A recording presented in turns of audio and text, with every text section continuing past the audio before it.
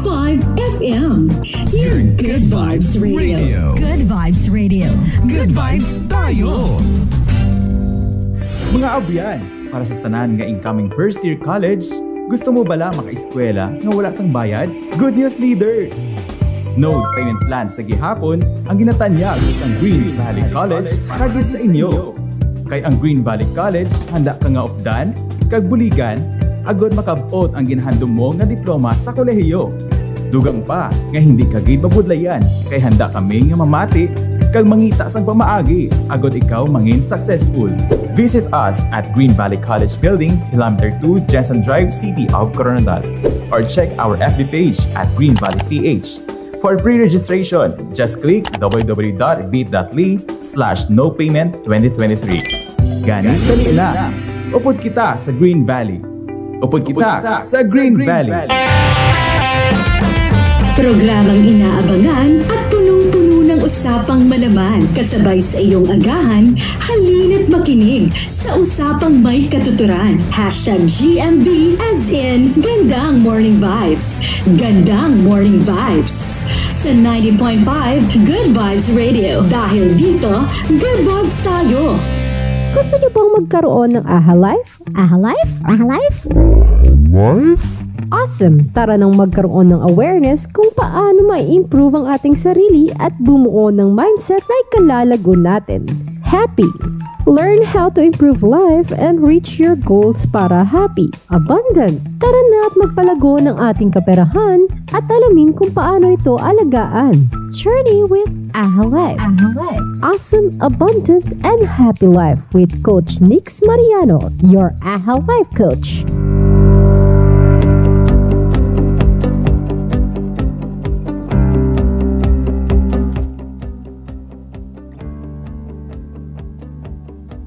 And good music simply because God is good. This is 90.5 Good Vibes Radio. Good vibes tayo. And of course, it's a wonderful, wonderful Friday morning. Nakapagkape na ba kayo mga ka-good vibes? Nakapag-breakfast? Dapat lang naman. Diba? So, I do hope maganda na ang gising nyo. Maganda na rin ang morning nyo because it's AHA Life. Your AHA Life coach, Coach Nix Mariano, living and also helping you create, diba? An awesome, happy, abundant life. And of course, bago ang lahat, batiin muna nato ng atong mga ka-good vibes sa Green Valley Missionaries, Green Valley College, and Iron Valley Engineering. And syempre, atong mga ka-good vibes din sa public market, public terminal. And syempre, yung mga ka-good vibes nating nakikinig sa radyo, mga nagda-drive, mga tricycle drivers, I do hope mag-good vibes na kayo. Ayan. Kasi sabi, kapag good vibes tayo, mas na-attract natin ang abundance and opportunities sa buhay natin. Ayan. And syempre, napakaganda ng ating topic ngayon. Pero bibitinin ko muna kayo. Kasi syempre, meron tayo mga babatiin. Syempre, sabi, it's a great day to bate every day ang mga nagba-birthday. So, sino nga bang may birthday for today? Tingnan natin. Ayan. Yesterday, actually, nag-birthday yung aking tita dyan sa San Mateo. Si Tita Libay. Ayan. San Mateo, Rizal. Tapos, today, si Claire Dino. Happy birthday. Robert George taga Davao, happy birthday. Si Vince Liban from Pantay, happy birthday. Si Kuya Jack Rui Vervar, ayan. Si Kuya Dante Azurin, ayan. Yesterday nag-birthday din si Sir Raul Alot. Hello, happy birthday sir. Ayan, sina Kay Realeza, Samuel Castro, Ace Latorre, Rose Banzuela, ayan, Janica Faustino, Tiny Bino, hello, happy birthday. Ayan, si Sir Papa, nag-birthday the other day. Ayan, hindi natin nabate. Ayan, happy birthday. And si Elizabeth Angshoko, ayan, happy birthday. Mga nag-birthday the past few days. Ayan, hello, nagpapahay sa personal account ko si Nick Nieles. Hello, good morning. Ayan, so, ayan, grabe, diba? So, I'm very, very excited because I'm gonna be, I have a special guest for this morning. And syempre, ano bang meron sa ating topic for today? But of course, papakilala natin ang ating special guest for the day. This Sophie Abundant Life. Okay, I'm here and allow her to introduce herself. Go ahead, Jeannie, magay ka sa ating mga ka-good vibes. Hello. Good morning sa iyong mga listeners dito sa Good Vibes. Ayan, good morning. And of course, si Jeannie, by the way, I met her nung nagpunta ako sa isang event dito sa UP Manila, and this is pagtitibon para sa Pride. At this was during the Pride month actually. So it was my first time to meet her, and nakakatuwa because she was one of the speaker during that event. And sabi ko sa kanya, Jeannie, yung mga shinare mo kanina, first time ko malaman yung mga history na yan. And it would be great if you can actually share it to more people kasi ako mismo, 'di ba? Parang first time ko narinig yung mga bagay na yan, and it would be nice na yung pala yung ano, kasi yun yung reaction ko, mga ka-good vibes. So I was able to listen to her talk. My thinking was, ganun pala yun. So, 'di ba? So it's a great thing that we get to also understand yung mga nangyari before and how movements was made, how Pride March was created, and also sabi ko, this will definitely support more people in the community to know that the community exists, that there are people who are actually, there are organization, communities that can actually support people, lalo na in this for this particular session natin for lesbians, di ba? So yeah, thank you very much, Nix. I'm also very happy. Gusto ko rin sabihin na natuwa ako na nagkakilala tayo dun sa event na yun. At saka sa yun, sa UPQ, sa UP Diliman yun, hindi sa Manila. Okay. Ay, sorry. Baka maligaw yung mga tao. Diliman. Ayan, UP Diliman. Sa UP Hotel, sa loob ng UP Diliman. Yes. So, actually, that was an initiative na ginawa ng yung organization ko, Democratic Socialist Women of the Philippines, together with Galang Philippines, no, na isang lesbian rights organization.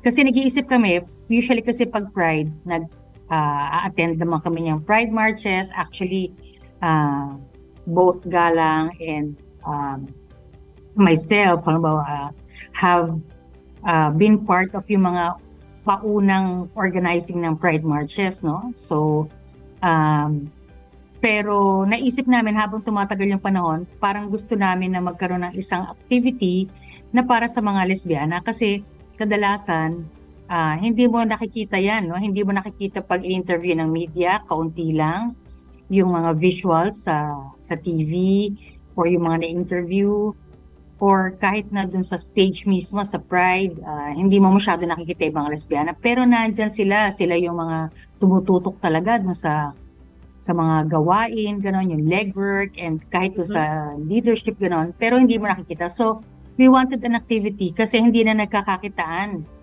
So, asa na ba yung mga lesbiana, sabi namin. So, naisip namin na as part of Pride, magkaroon na isang event para sa mga lesbians. Diba? Yeah, kasi actually nung na-mention nga ni Ann sa akin, si Ann Lim, hi Ann, ayan, sabi ko, naubos na ba? Parang ang dami pa rin diba? Parang sa banda, hindi ko naramdaman. Na-lost ba ako na? Diba? Oo. Well, maganda kung nasa isang environment ka na may mga kaibigan ka pa na nandoon, ako rin, meron akong isang grupo ng mga kaibigan. Pero ang isang realization namin kapag nagkakaroon kayo ng mga ganyang events, may maraming dumadating na pa isa-isa na kumbaga siguro Oo. Ang tawag ko doon yung nilamon ka na ng sistema. Halimbawa, after school, nandun yung friends mo, yung iba na kaibigan mo, halimbawa, nag-abroad na or nagkaiba-iba na kayo ng path. Tapos minsan you get caught up in your work or yung mga family obligations at kung ano mang mga responsibilidad. Tapos, nawawala na. May nagsabi nga sa akin isa na, mabuti naka-attend ako nito kasi nakalimutan ko na lesbiana ako. At sa akin, kahit na parang medyo natawa siya, oo, sa akin malungkot yun.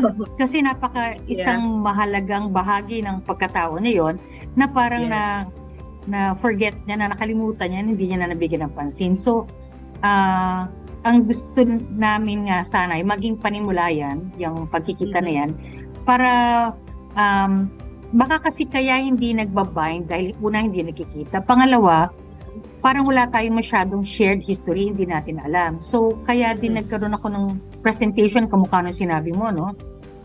Yeah. Nag-present ako doon, pag-usapan namin ni Ann, para naman magkaroon tayo ng sense ng history natin. Kasi isang bagay yan na posibleng big kiss sa atin, kumbaga. Yeah. I would agree with that, no? Kasi, sabi ko nga, I didn't know about yung activities, no? Nagkataon lang din, the first time that I was invited sa isang LGBT, actually yung SOGI, SOGI convention yon. I was already in Mindanao. Alam mo yun? I was already in Mindanao, not here in Luzon. And I was invited to represent Coronadal City dito sa convention na yon. And when I was there, I was also surprised because I'm the only lesbian. Everyone there was either gay, trans woman, or bi na guy. So, sabi ko na, kita mo na. Doon ko actually, nung sinabi sa akin yun, doon ko lang na-i-connect na, ay, baka nga. Pero hindi ramdam ko kasi ang dami around me And then, but then, doon sa mga kumbaga doon sa mga active communities, doon sa mga communities, organizations, and mga event itself, then doon nasabi ko na, okay, maybe this is the one that they are talking about. Because I didn't feel it simply because I wasn't aware about it, number one. Number two, I didn't feel it because I have, kumbaga yung friends ko ever since grade school have been with me and still with me. We still catch up, we still do things together. So parang hindi ko siya naramdaman, no?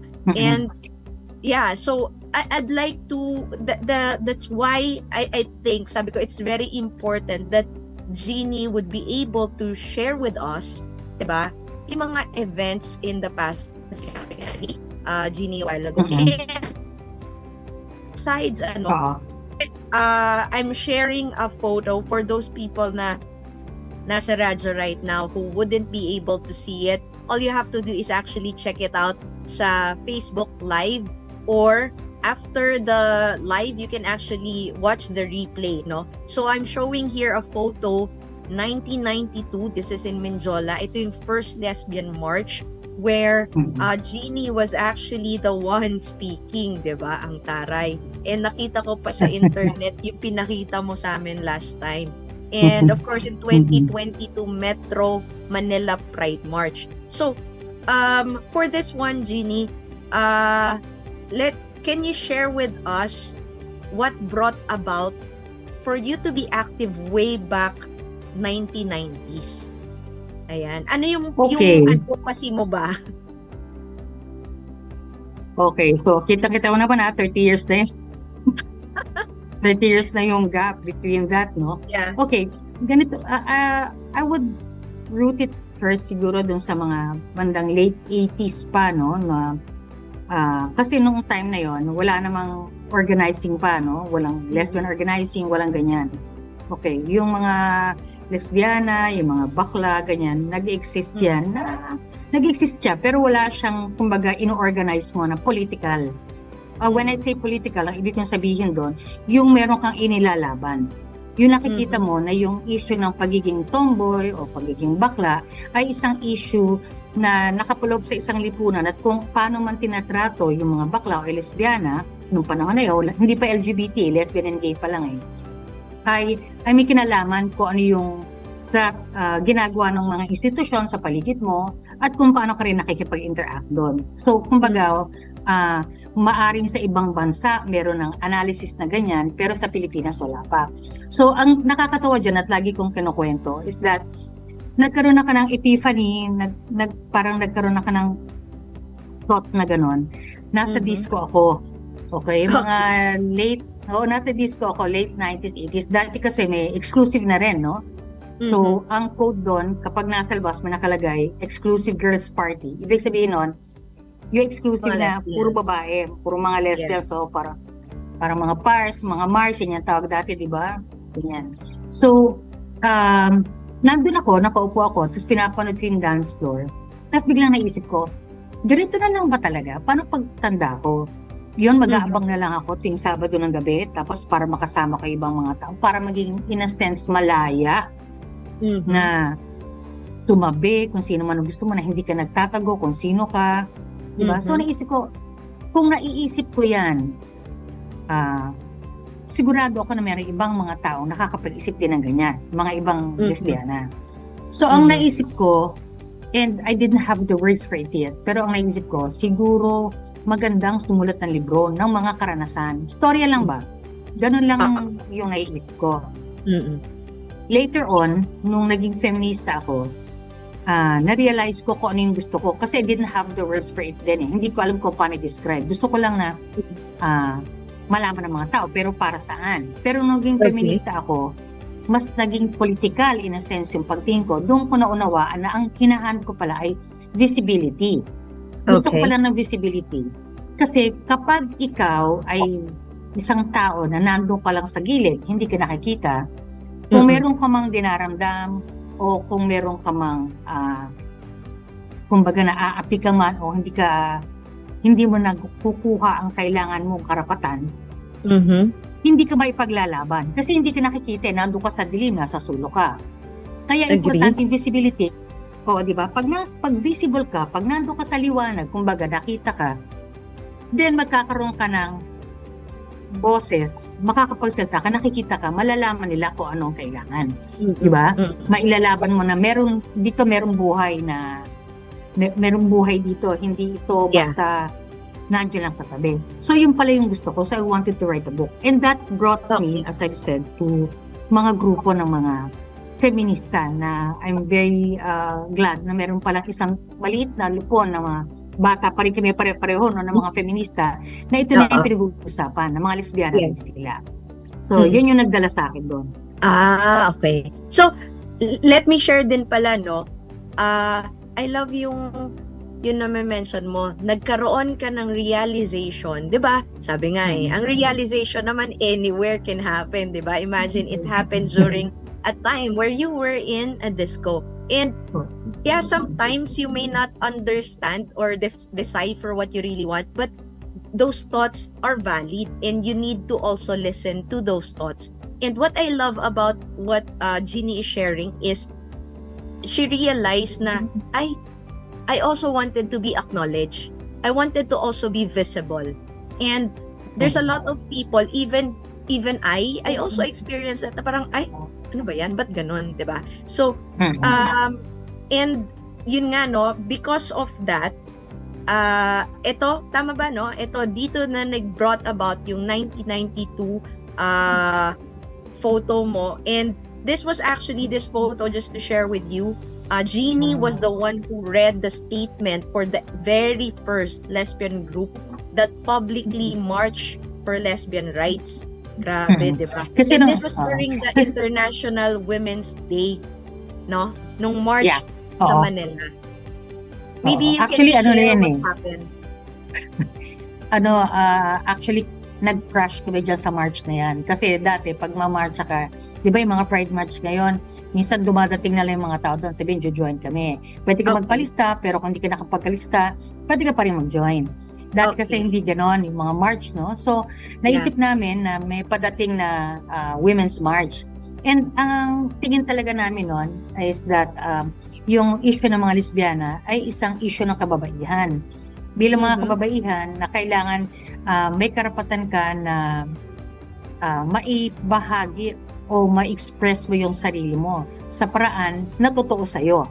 So naisip namin na ang pagiging lesbiana ay isang women's issue at isang karapatang pantao. So gusto namin lumabas doon at sumali doon sa marcha na yun para ipakita na nandun kami, kasama kami ng women's movement at susuri namin sanang igiit na suportahan din yung karapatan ng mga lesbiana bilang isang isyong pangkababaihan. So pumunta kami doon nung una dahil syempre hindi kami nakalista. Syempre, naiintindihan ko naman na sabihin nila na huwag kami isama. Mabuti na lang merong tumulong sa amin, the late Gigi Francisco na isang feminist na mas senior siya sa amin. Tinulungan niya kami na maging part ng march na yon. That was the first kasi wala pang naging LGBT march noon. Sa abroad meron, pero ito yung unang marcha ang tawag pa dati noon, sexual minorities. Pag gay ka, lesbian, or bisexual, ang tawag sa inyo, mga sexual minorities. So ito yung unang marcha sa pagkakalam namin sa Pilipinas ng isang sexual minority na nagbibitbit nga na yung kumbaga yung issue ng sexuality ay women and human rights. So sa pamimilit ganyan ano rin yan, struggle din yan no, sa marcha na yun, no? Hindi alam kung saan kami ilalagay dahil first time nga, di ba? Hindi na pwedeng sa harapan dahil hindi naman kami nag-lead ng march, hindi na pwede sa dulo, baka naman mapahama kami, pinapangalagaan din kami. So, nilagay kami somewhere in between. Pero gusto rin namin magsalita kasi meron kami ginawang statement. So, sabi namin, gusto rin namin magsalita, ay lang namin magmarcha. Di syempre, siguro napapakamot yung ulo nila, no? Sabi, sige, pasahin na lang nyo dyan habang naglalakad. Di naman pwede. O sige, sakay kay truck, doon na lang sa truck habang umaandar yung truck, doon yun lang basahin. Di nga pwede, sabi namin, dahil first time ito, tapos gusto namin madinig. Ano ang say-say nun kung umaandar yung truck, di ba? Pero again, naiintindihan ko rin kung bakit gano'n. Kasi siguro natatakot din yung time ng organizers kasi nga, it has never been done. Paano kung hindi nila kami papangalagaan? Tapos nandun kami sa kasama sa hanay nila, di ba? Paano kung may mangyari din sa kanila dahil sa amin? So, naiintindihan ko rin yun. Pero to their credit, finally, pinayagan nila kaming magbasa sa stage and it was something na kinuwento ko nga dun sa event na yun, nung pagtitibon, na nung tumayo ako dun sa stage sa Mendiola at sinabi ko na babasahin ko yung statement nung grupo naming mga lesbiana, tumahimik talaga yung buong crowd. Siguro nagulat din sila na parang, uy, talaga? They weren't expecting you. Mga lesbiana. Because yun nga, it was the first time na gano'n. Tapos public, di ba? So, kinukwento ko nga doon, di ba, na yung may mga wawagay-way ng flag, biglang huminto. Tapos talagang parang siyang pinost na pelikula. Ganon, for the duration of the 3-minute speech siguro na ginawa ko. And then after that, pinalakpakan kami. Of course, sabi ko nga, we were very lucky. Sabihin ko na maswerte kami. At siguro tama rin yung panahon. There must have been something in the universe na parang tama yung panahon kasi yung iniisip namin na posibleng mangyari, hindi kami nabato o walang kumaladkad sa amin o walang nag-heckle sa amin, hindi nangyari. So in that sense, we were very lucky. Although, after that, right after that and the days after, syempre, hindi mo pa rin alam kasi baka doon pa lang ma-realize ng mga tao, di ba? Na loko yung mga lesbiana na yun na mga nagsasalita, ang tapa nga. Pero again, kung may backlash mang nangyari, hindi sa ganung paraan. And I hope na ganun din sana doon sa mga sumunod na aktivista na walang nangyaring ganun sa kanila. Violent na reaction doon. Yeah, I agree. And pag inisip ko nga, nung nagkukwento ka, nung history, 1992, kung 30 years ago yan, edi 8 years old ako niyan. And then, ano tawag doon? So, kung 8 years old ako, alam ko na lesbian ako noon. Di ba? So, we were talking actually nung live ko with my friends. They were actually, kasi I shared with them what I experienced and what I learned eh. And ang sabi nga nila, and thanks to those people, you and the community and also the organizations who did something about it for people in our community to be heard. Kasi, pag inisip ko, ano kayang feeling during that time? During that time, hindi nga, kumbaga, accepted. Hindi nga, well, even up to now, a lot of people don't accept people in the LGBT community. Pero, kumbaga, mas open compared before. Diba? Parang, yes. Kahit pa paano, I wouldn't be able to really see the huge change because I didn't experience what you have experienced when you were growing up. Pero sabi nga namin, nag-thank you yung barkada ko eh. We were live, sabi niya. And thank you doon sa mga community, ganyan, sabi niya. Kasi I shared with them. And sabi nila, buti na lang pala meron. So, it means that because of what you have done, what you have started before, created also a good impact, a better impact doon sa mga growing up ngayon. Kasi like right now, no? Kung mapapansin ko, yung mga bata ngayon who are realizing or discovering that they are in the LGBT community, it's easier for them to be out eh. Unlike before na parang hindi ka pwede mag-out. Sige, sobrang obvious na na-out ka, pero you cannot really talk about it. Or you cannot really express it. Diba? So, totoo. Diba? Yun yung there's a silence around it eh. Yeah. Na parang there's a big, kumbaga, there's a huge elephant in the room pag pumasok ka. Pag pumasok ka parang, sige, ako lang po to. Diba? Ako lang noon. Diba? So, yeah, I love it. And by the way, mga ka-good vibes, no? Kasi sinabi ko rin to kay Jeannie during the event. Sabi ko, I didn't know na merong mga libro pala during that time. And I'm happy to share with you that she co-authored the first out lesbian book in the Philippines. And this was 1994, mga ka-good vibes. Women to Women, essay, poetry, and fiction. So, if you want to check it out, ayan, saan ba nila mahahanap to, Jeannie? Para mag-idea sila.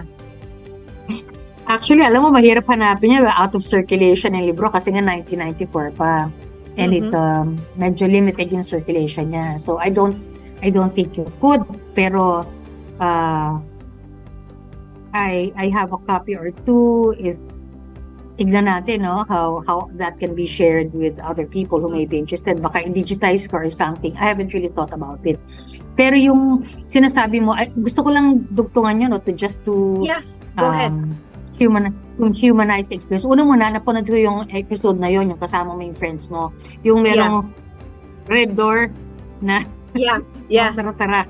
Napanood ko yun, and thank you. I actually enjoyed that, yung sharing ng mga friends mo rin, totoo yun, no? Kasi like, when I started to work, ang naiisip ko lang dati, kasi syempre pag nasa eskwela ka, lesbiana ka, maaaring may discrimination, pero kasi dahil mga estudyante pa kayo, parang iba pa eh. Kumbaga, mas, yung environment mas medyo controlled pa kahit pa paano, di ba? Kasi yung mga tao kakilala mo from year to year to year. So, hindi masyadong mas kilala kanila kahit yung mga nakakasalubong mo. Hindi masyado siguro violent yung environment, so to speak, no? Yeah. But when you go out after school, you're on your own, di ba? So, like, ako, nahirapan ako, even if I did well in school, kasi naisip ko nga, kailangan maganda yung grades mo, kailangan maayos yung record mo paglabas mo, kasi nga, at a disadvantage ka na, kaagad, di ba? Pero I had a difficult time, to the point na may mga tumatanggap sa akin ng trabaho, pero ayoko naman ng klase ng trabaho na binibigay sa akin. Kumbaga, or yung iba, sabi nga ng friends ko, kasi I wanted to do corporate work. Sabi ng mga friends ko, Jeannie, magpalda ka na kasi. Ganon. Tapos pag nandun ka na, edi sa ka na lang, ano lang naman yan, damit lang naman yan eh. Pero sa akin kasi, there was something dishonest about it. And it was very hard because, kumbaga, pinanindigan ko talaga na pag sinabi halimbawa na coming business attire, dadating ako na nakapolo ko. Or minsan pag sinisipag ako, nagkukurbata rin ako. Ganon. Kasi I also wanted to find out kung ano klaseng environment yung mapagtatrabaho ako. Kung dun pala magiging difficult para sa kanila, paano ka makaka-perform ng mabuti? Diba? Like, you'll always be like watching over your back, diba? Kung ano yung pwedeng ibato sa'yo. At saka kahit naman may kumbaga, yung iba, kung may offense ka man, ang daling gawa ng offense just because they don't like you eh. Diba? Hindi naman lang sasabihin na ayoko namin dito kasi lesbiana ka.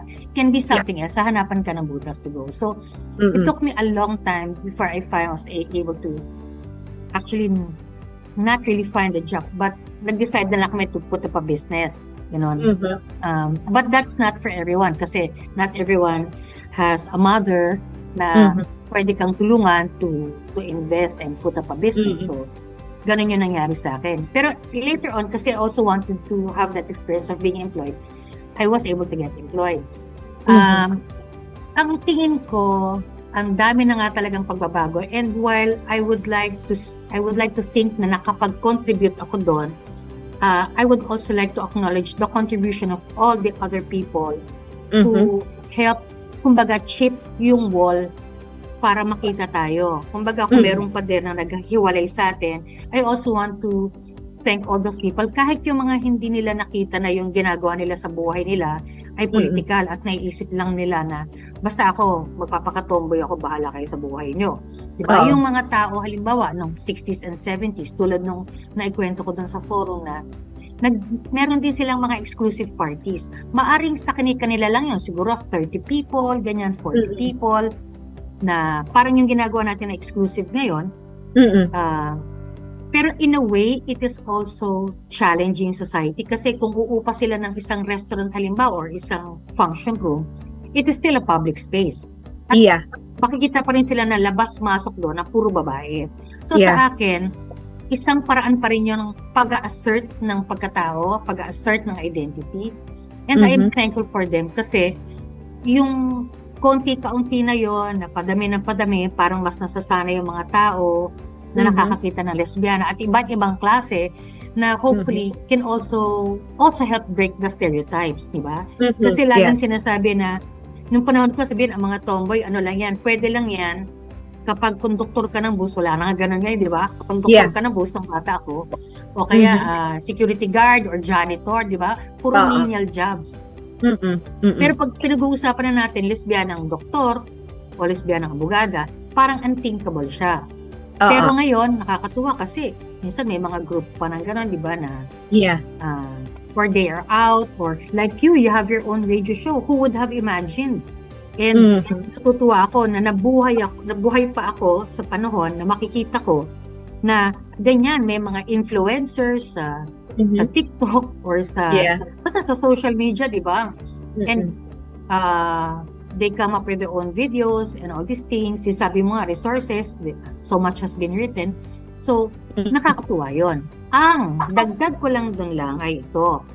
Kasi, ang pagbabago ngayon, dati, hiwa-hiwalay pa lesbian, gay. Ngayon kasi, ang tinatawag na sa atin, LGBT. Pero, dapat nating tandaan na kahit doon sa community na yon ng LGBT, may iba-iba pa rin pangangailangan ang bawat isang letra na dapat kilalanin at suportahan. Dahil yung struggles ng mga gays, may pagkakaiba pa rin yan doon sa lesbians, trans, and bi. So, meron tayong shared na struggle, dapat hindi natin pinababayaan din yung espasyo natin bilang mga lesbiana. Kasi iba yung layers, kumbaga, ng difficulty. And that's why we need still, kahit na may LGBT na, to claim our lesbian spaces. Okay. Yeah, actually, it's nice that you highlighted that, no? Hindi ko siya naisip before, to be honest. But going dun sa mga convention and listening to people, and also experiencing the only lesbian there, and they were sharing their experiences. One, it made me realize na tama, there are instances na I can relate. There are most of the time then I cannot, alam mo yon, I cannot relate. And then so it made me, siguro at some point it's also a blessing in disguise for me to experience that mismo, for me to see yung sinasabi nyo. Kasi that was actually before I met Anne and you, diba? So alam mo yun, nung sinabi niyo yun, first answer ko was, really? Wala na ba? But then, when I was able to connect it to the experience ko mismo, then sabi ko parang, well, actually, experiencing that a couple of times, that made me realize na baka nga, I'm not just aware about it, no? So, if I feel that way and I'm thinking that way, most probably, that's also the thoughts of those people out there, no? So, dahil na-mention niya yun, it's really, kaya nga in-invite ko si Jeannie is because baka mamaya, just like me, you feel you are alone in your journey, you feel that you cannot talk to anyone, you feel na you are not, kumbaga, recognized in whatever way, shape, or form, then I'd like you guys to check out these communities dahil marami pala, sabi nga ni Jeannie, and the community that Jeannie has created in her group is just one of the many in different parts of the country. So you're not alone, mga ka-good vibes, no? It feels sad na I get to talk to lesbian na they feel na parang wala silang matatakbuhan. So there is something existing 30 years ago and probably before pa rin, pero mas nagiging kilala lang, mas napapakinggan lang, at mas nagiging mas maingay lang, no? And so yun nga, no, isingit ko lang tong na-mention mo sa akin, Jeannie, no? Gusto ko rin i-share sa inyo na si Jeannie is also has been leading various initiatives for lesbian rights and also LGBT, no? Kumbaga, mas hina-highlight nila nung grupo nila yung letter L dun sa LGBT because yun nga yung medyo na pag-iiwanan daw. Which is good. Actually, alam mo? Go ahead. No, I was just going to say na yung sabi nga na marami grupo. When we were starting out in the 90s, mas marami nga a gay friend of mine noticed, sabi niya, alam mo, naalala ko nung 90s na una talaga yung mga lesbiana. Kasi nga because of this march, siguro, tapos may iba pa. And what you discovered was that may iba pang lesbian groups na hindi sa Manila. Merong sa La Union, may sa Nueva Vizcaya, na nauna pa sila. Although, hindi nila rin tinitignan as, sa Davao meron, hindi nila tinitignan as something na political, pero as more of a, parang socio-civic yung kanilang thrust. So, yun naman yung way nila, kumbaga, para maging bahagi, kumbaga, napakita nila na sila ay nakaka-contribute sa mga relief efforts, yung mga clean and green programs, ganun yung mga initiatives nila. Or just to provide themselves mismo pag may nangangailangan miyembro na may suporta. So, nung simula nung 90s yun. But as I've said nga, no, parang moving into the 2000s, ganyan, or basta late 90s or early 2000s, yung international movement kasi parang nagpupunta na doon sa LGBT. So, yung ibang mga lesbian groups sumama doon kasi nakikita na parang may value rin yung pagsasama-sama noon.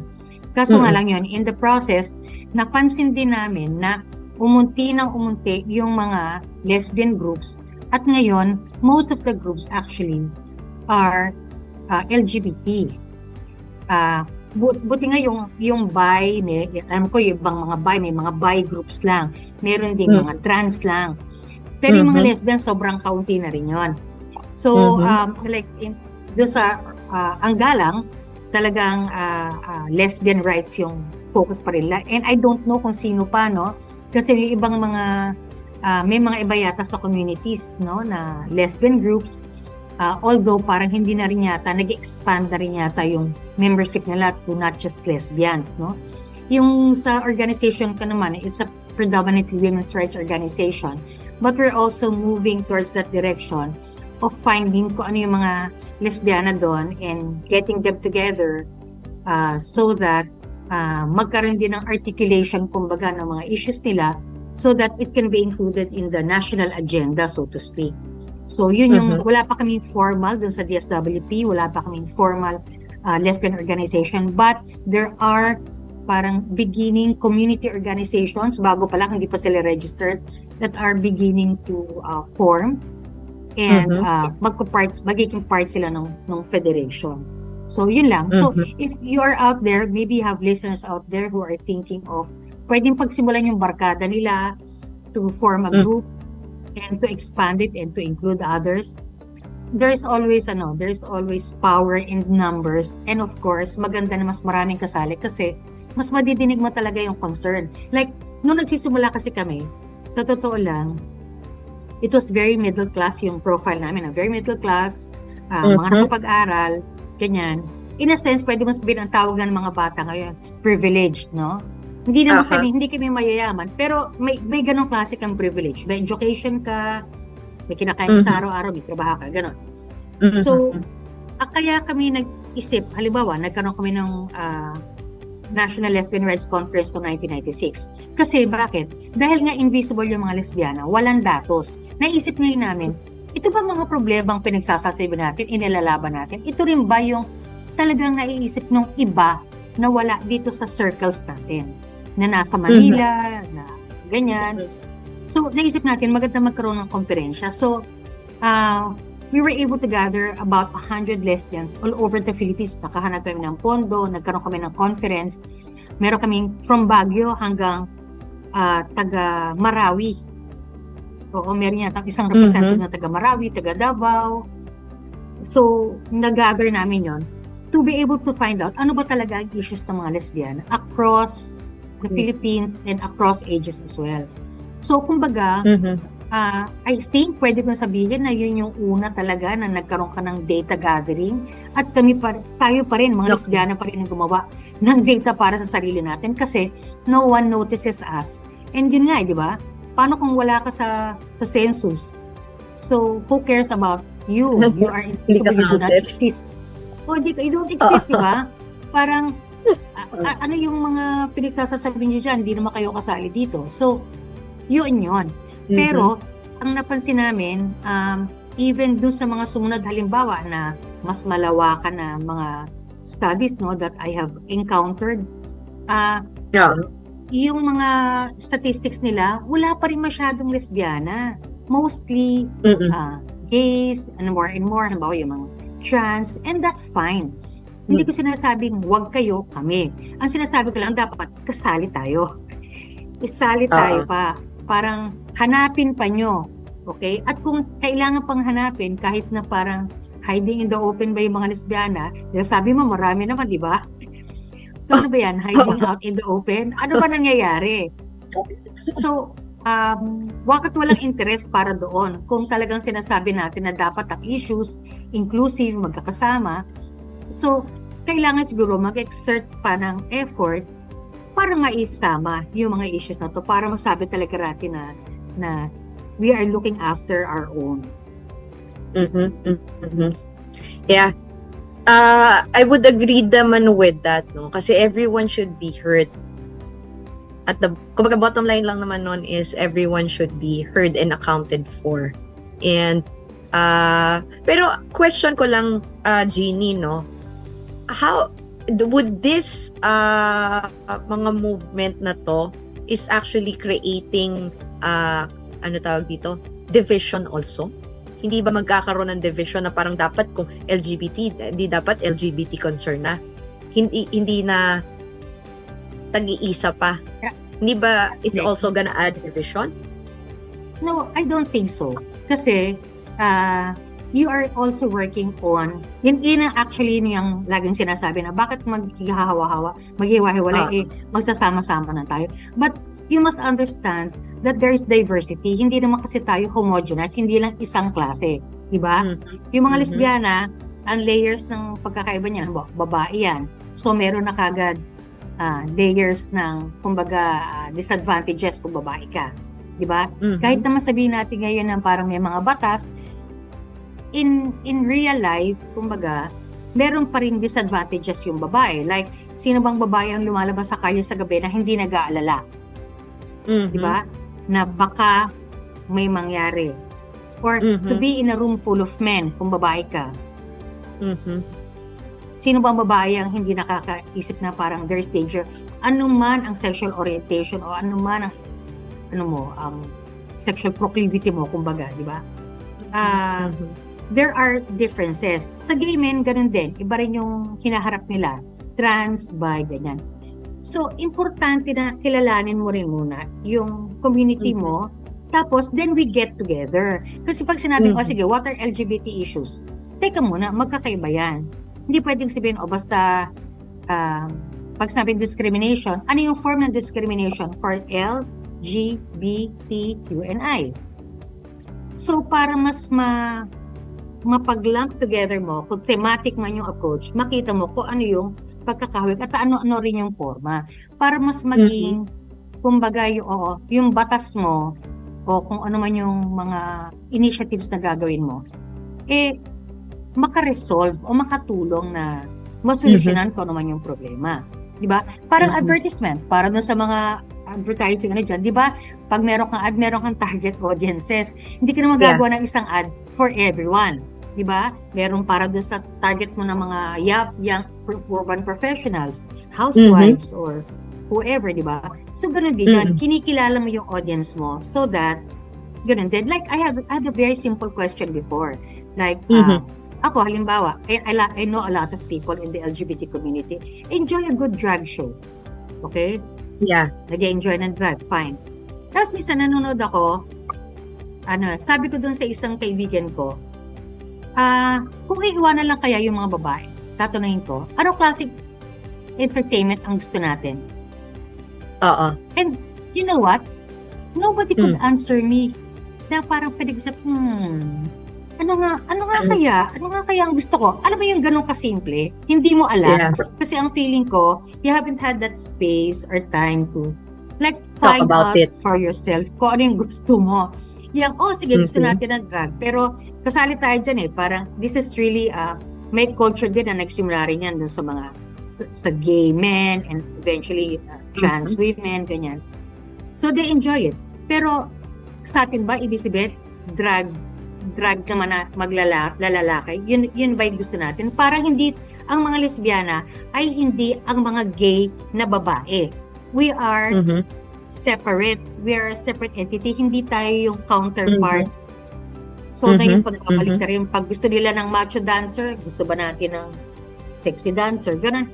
Hindi diba? And ang sinasabi ko lang, there should be spaces that we need to create for ourselves and also at the same time should be respected so that makapag-isip ka na, diba? And do things na yung parang angkop sa gusto mo, sa pangangailangan. Yeah. So, thank you dun for shedding that light doon sa issues na yun, no? Kasi I'm sure it's gonna be a question, no? And siguro yun lang, no? Tama naman na ako, my personal take, no? Hindi mo nga malalaman. Kumbaga parang nangyayari kasi right now is ginagawa na lang comedy yung pagiging nasa LGBT community. Like, I mean, I respect those shows who wants to do that. But, personally, parang, if I'm gonna be, kumbaga, I'm a very young kid growing up and then I'm gonna see na katatawanan lang pala ang ginagawa ng mga, kumbaga na pagtitripan in television or na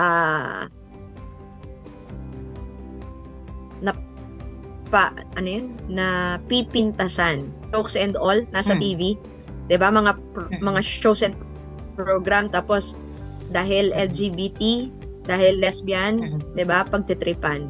So what's wrong with being lesbian na may anak? What's wrong? Pero they'll make a fuzz out of it. Diba? Ako personally, I do not agree with that because the person has their own life. Diba? Whatever they chose, that's their choice. Kumbaga parang hindi dapat siya ginagawang comedy or pagtripan, no? And lately nakikita ko rin sa mga what they call this, sa mga TikTok, parang batang pagtripan na sige, sumayaw ka kasi bading ka, dapat ang lambot-lambot ng katawan. Na parang kung gusto niya, make fun of it. Yun lang siguro yung sa akin. And because I'm seeing that, my invitation to everyone would be, would you do that to a kid na alam mong hindi naman lesbian, hindi naman gay? Diba? Would you play around that way? Because there's still psychological effect when they grow up. And also for those people who can watch, ay hanggang doon lang naman pala ang pararatingan ko. So I don't want to be like that. And homophobia rin yun di ba? Yeah. Yun din yung siguro yun din yung nagiging reason for those people to just stay in the closet. Because if they know, gagawin ako katatawanan yan. Or I'll be the talk of hindi ka makarelate doon, di ba? Yeah. Hindi ko makarelate. And they feel na it's fun, it's okay. But it's actually smart, ang word siguro doon would be smart shaming the person for their preferences, no? So I do hope whoever listens to this, mapaisip din kayo, would you allow that to happen to a person you care about? Diba? Insignificant yung feeling because they tapos napagtitripan pa. Siguro I just want to put it out there before we wrap up this thing kasi ang dami ang dami. And it's something na dapat ngang kumbaga matingnan kasi we cannot resolve something that we don't know what's broken or we don't know what's going on, no? So yeah, maybe that's ako rin nung tinanong ako sino ba nagtanong sa akin nun, bakit nga ba walang mga lesbiana nagpupunta? Sabi ko, natanong niyo na rin ba sila? Kasi isa lang naman ako tatanungin niyo. I have my own answer, but I wouldn't know theirs. Diba? I wouldn't know yung sagot nila. Diba? So, yeah, kasi tinanong nila ako, nag-iisa lang daw ako lesbiana. Sarang, hindi ko rin masasagot, to be honest. Because I can answer for those people I know who's not active, who I know personally, na share nila, but those people that I don't have an idea about, I wouldn't be able to share it. So yeah, this is a great opportunity for people in the lesbian sector to be heard. And Ginny, I remember na Anne told me there's gonna be an event, diba? Yung this is gonna be in December pa naman for Lesbian Convention. Yes. However, I'm sure you're also preparing for it. Maybe you can share it sa ating mga Good Vibes. And also, maybe would like to take part of it. Go ahead. Actually, inaayos pa namin ni Anna kasi Anna is currently away. Pero pagbalik niya, we said that we will parang fix yung parang niya, yung mechanics ng conference in December. Dahil sabi ko nga di ba, the last conference was in 1996, no? Now we want to have another conference. Tignan mo naman, di ba, parang gaano katagal. There were, I think, smaller conferences that happened in some of the years. Pero gusto namin sana na yung medyo malaki ulit kamukha nung nangyari nung 1996. And to see again what the issues are, parang 30 years, 20 plus years after, almost 30 years after, ano na ang nangyari. And we hope that, yun nga, na makapag-invite as many people as we can. And once the mechanics are out, we will be sending out letters dun sa mga kakilala namin. And if you want to be part of it, siguro, you can send it to my social media. And then I'll keep track of it para pag dumating na yan. Or baka pwede rin kay pwede rin dito sa Good Vibes kay Nix, kay Coach Nix. Baka pwede rin dahil baka mas madaling siyang ma-reach. And we can talk para makapag-ipon kami ng isang listahan. Nix, I just want to add one short thing to what you said, no? Kasi maganda na yung sinabi mo, Anayo, tungkol dun sa hindi lang katatawanan at ganyan. Kasi kadalasan, sabi niya, wala na naman kayong pinaglalaban kasi di ba nagmamarcha nga kayo, libo-libo kayo, pride. Pero we have to remember that yun nga, kaya outrageous yung mga ginagawa ng mga tao doon. Kasi pride is resistance. It is showing one day in a year na parang, eto kami, we exist. Kasi pagkatapos ng pride na yan, kadalasan, babalik na sa mga totoong buhay na yan, hindi mo naman sila nakikita na araw-araw na ganyan.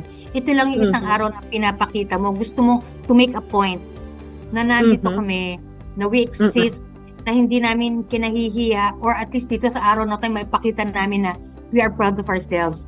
And it is a form of resistance. Hindi lang yan katatawanan. Okay, may dahilan kung bakit ganun kakulay, ganun kasaya.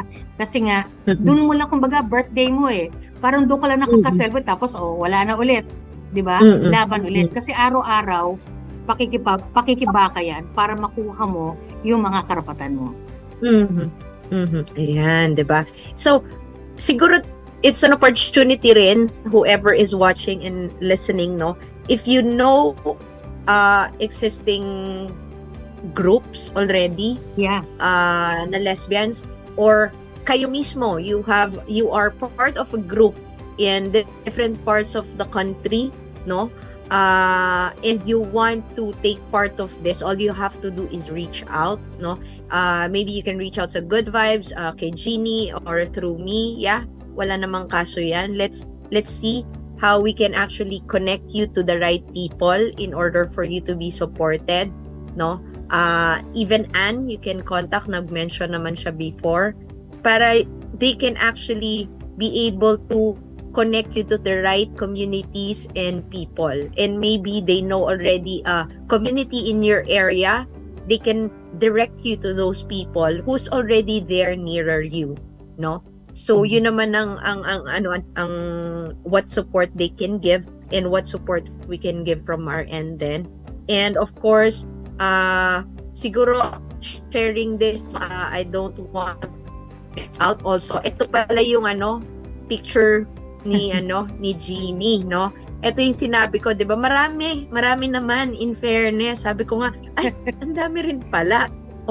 Hindi nawawala. Ayan. So pruweba. So at least na-experience ko yung nag-iisa lang ako at na-experience ko na lahat naman kami. Parehas pala kami.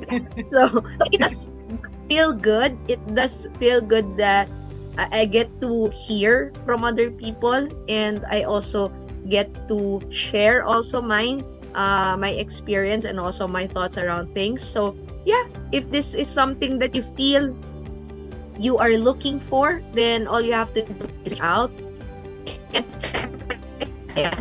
by the way, mga ka-Good Vibes, huwag kalimutan mag-like and share ng Good Vibes Radio, and also like and follow and share na rin yung podcast ni Jeannie, diba? It's Narratives Season 3 na, Filipino Lesbian Stories. Actually, alam ko kung meron yung Lesbianay, ang dami stories doon. Ang dami mga lesbiana. Ayan. So yung Facebook group, yeah. Yeah, marami naman, but a lot of people also wants to be anonymous. 'Di ba? Meron mga ganun anonymity. But yeah, at the end of the day, it's really just connecting with each other. Yun naman ang importante doon, for everyone to be heard, no? Because everyone is kumbaga, every human being should be heard. At kumbaga, yun naman ang bottom line, no? And the good thing is you're not alone if you're journeying right now in terms of discovering who you are, in terms of wondering if there is someone who can actually help you understand the things that you are experiencing better. Meron naman, So, by the way, mga ka-Good Vibes, of course, grabe, no? Ang daming napag-usapan. I'm sure bitin pa sa daming mga bagay na pwedeng ma-erase up and makapag-shed ng awareness. Kasi at the end of the day, sabi ko nga we wouldn't know what are the things we can improve on if we don't even have really the idea yung mga what should be done, 'di ba? Hindi natin malalaman yung anong dapat gawin kung hindi natin makita kung ano yung mga dapat pa sanang ma-improve. Hindi natin masusolusyonan talaga. But if we allow people to understand, 'di ba? Actually, yung sinabi nung tinanong pala ako, Jeannie, bakit nag-iisa lang ako at walang mahatak na lesbian for a SOGI convention to so dapat LGBT. Sabi ko, have you ever asked them? Kasi I'm just one of those people na na-invite nyo. Have you ever asked lesbian people why are they not active? Or why are they not attending? What stops them to go there? Maybe that should be the question. And it should be asked to those people you are inviting. Diba? Kasi sa akin, I can answer. Diba? I can answer my personal answer. Kumbaga, but I cannot speak for other people. And that's the main thing that we should be asking first. Why have they never attended? Kasi that's also your question to me, diba? Which I appreciate kasi tama naman, I wouldn't know, diba? And I think that's also the question for a lot of people right now. And maybe if whether anonymous nyo sagutin, whether you want to be known for your answer, by all means, you can share with us, no? You can share with Jeannie dun sa kanyang narratives podcast or events, ganyan. Or you can share it through me if and gusto niyo to keep being anonymous. You can send it dun sa number ng Good Vibes, 'di ba?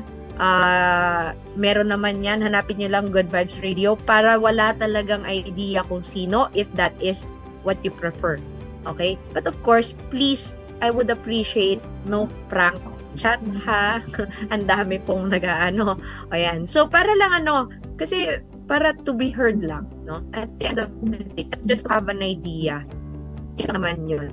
So, I do hope this was something helpful for everyone, and I hope something that could have add value, and maybe for those people, even yung mga street people na mga ka-good vibes natin, for you to also have an idea. What are the thoughts nga ba ng mga nasa LGBT and bakit ganon yung mga lesbians? Ba't ganon yung LGBT community? Why do they want to exert effort, energy to be heard? Maybe listening to them. Ito yung sinagot ko dun sa tinanong sa akin maybe kaya nagkakaroon ng gap is simply because when was the last time they listened to lesbians? They listened to, as in listened, no judgment, just listening na heart-to-heart lang, heart-to-heart talk.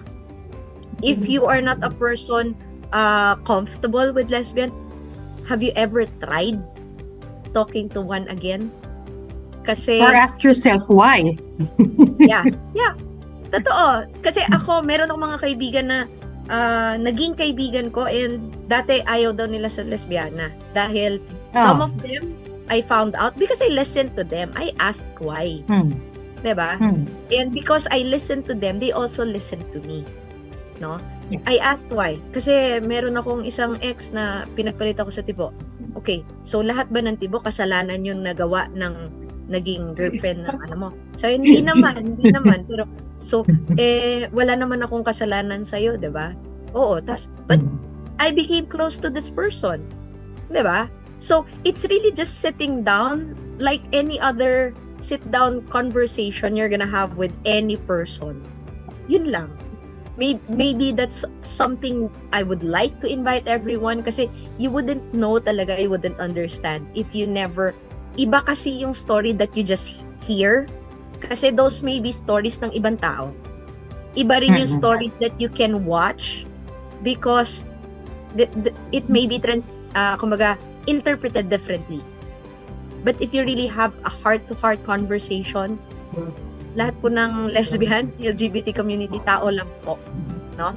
So, I do hope this was very helpful, mga ka-Good Vibes. Of course, Jeannie, before we end, any person you'd like to do a shout-out or you'd like to thank or greet, go ahead. Wala naman. I would like to thank you, and I was glad na you found the presentation last June 28 useful enough to invite me again to share whatever we talked about doon. And I hope na ako naman din ang mag-extend para maisubo na kita, ma-inviting kita sa narratives to tell your story in one of our episodes. So let's schedule that soon. Thank you very much. At saka yung sa Lesbian Conference, baka makalimutan lang nila na we're planning that sometime in December, and we hope na sana yung mga iba na tagapakinig dito o ma-share din na maging bahagi ng conference na yun. Salamat, Nix. Ayan, sige. Of course, mga ka-Good Vibes, I do hope you've learned a lot. Siguro, the biggest takeaway ko for this session, tatlo lang naman, no? One, awareness talaga is the key. Awareness through conversations. Pangalawa, you're not alone, whatever journey you're going through, diba? Whether you're in the side ng lesbian or maybe a family member that you love is a lesbian, maybe to understand them better is also talking to a different lesbian para, teka lang, baka mamaya meron akong ibang perception kasi dahil I know this person. But if I listen to someone, maybe their story can be the same as what and where the person you love is coming from. And dahil no judgment ka doon sa part na yun because you don't know them. Maybe a stranger can help. And third would be, of course, have a continuous exploration of life. Because life is amazing, and if we don't, yun nga, no, there are questions we don't ask ourselves. But if we don't ask that, how would we know the answer? No? So, I do hope you've learned a lot. And of course, I'm very, very happy for Miss Jeannie Villar being one of my guests for today. And of course, you can always watch the replay. Please do share this and make sure to help more people have a better awareness of where people are coming from the lesbian community. And of course, wag kakalimutan, always follow, share every Wednesday and Friday. Every Wednesday, the Academy in partnership with South Cotabato, and every Friday, Awesome Happy Abundant Life, of course, with your AHA Life Coach, Coach Nix Mariano, reminding you to always embrace your greatness by going outside of your comfort zone and never ever say you're alone, because you're never alone. And if you feel that you are, just always join us and let's journey together, create an awesome, happy, abundant life. Bye everyone. Have a wonderful weekend.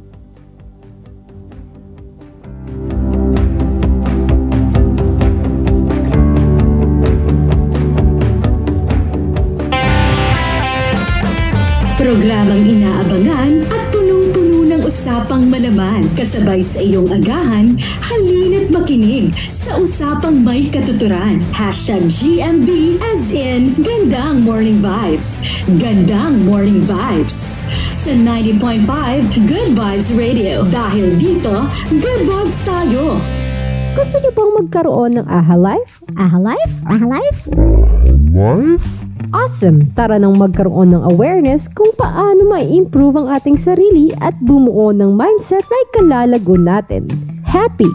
Learn how to improve life and reach your goals para happy, abundant. Tara na at magpalago ng ating kaperahan at alamin kung paano ito alagaan. Journey with AHA Life. AHA Life. Awesome, abundant, and happy life with Coach Nix Mariano, your AHA Life Coach.